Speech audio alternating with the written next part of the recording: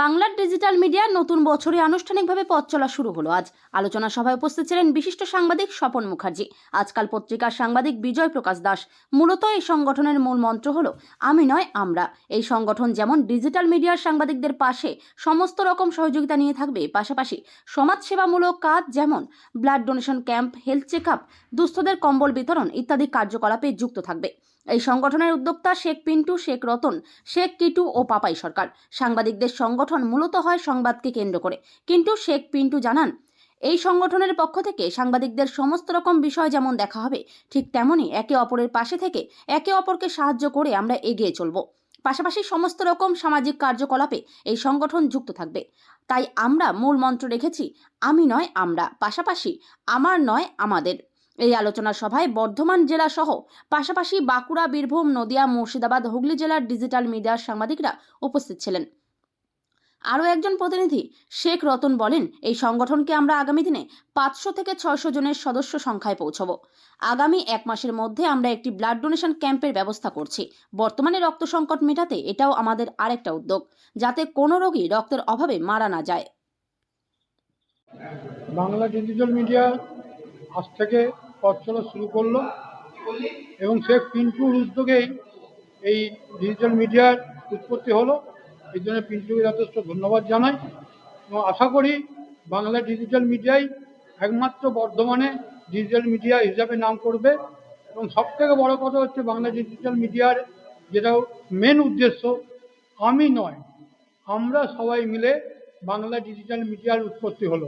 এবং এই বাংলা ডিজিটাল মিডিয়ার সমস্ত সাংবাদিক বন্ধুদের বলবো যারা ডিজিটালে আসে তারা সবাই এসে এখানে জয়েন করুক এবং একত্রিতভাবে এই ডিজিটাল মিডিয়ার উন্নতি সাধন করুক, এই আশা রেখে আমি আজকে বক্তব্য শেষ করি। বাংলা ডিজিটাল মিডিয়া আজকে ঘোষণা করা হলো 1 মাসের মধ্যে একটা ব্লাড ডোনেশন ক্যাম্প হবে বাংলা ডিজিটাল মিডিয়ার পক্ষ থেকে।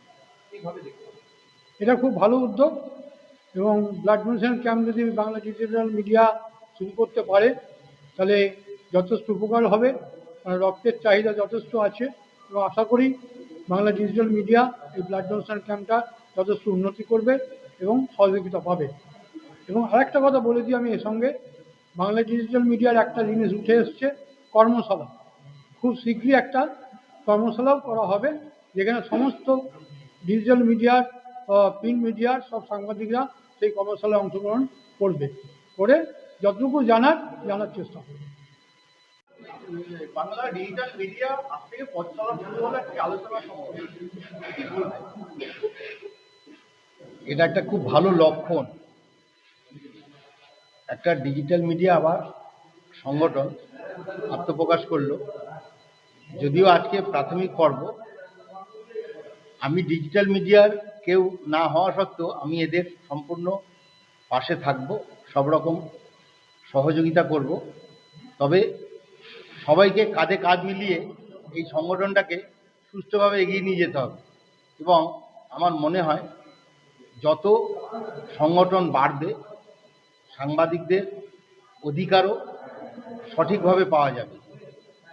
আগামী দিনে সাংবাদিকরা একত্রিতভাবে সবাই সিদ্ধান্ত নিলে এই সংগঠন আশা করি খুব ভালোভাবেই এগিয়ে যাবে।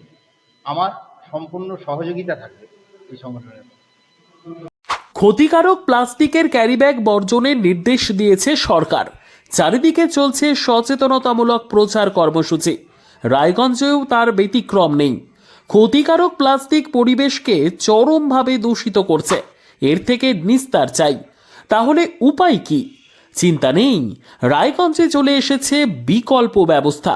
সবার জন্য সুখবর। পশ্চিমবঙ্গ সরকারের অনুমোদনে আগামী সপ্তাহ থেকেই শহরে তৈরি হতে চলেছে পরিবেশ বান্ধব দূষণমুক্ত বিভিন্ন ধরনের বায়ো ক্যারিব্যাগ, যা অবশ্যই পচনশীল। একেবারে সুলভে পেয়ে যাবেন আপনারা। আগ্রহী বিক্রেতা ও ডিলারশিপের জন্য অতি সত্বর যোগাযোগ করুন আমাদের সাথে। আমাদের ঠিকানা ইকো ক্যারি ইন্ডাস্ট্রিজ, জেলখানা মোড়, রায়গঞ্জ, উত্তর দিনাজপুর।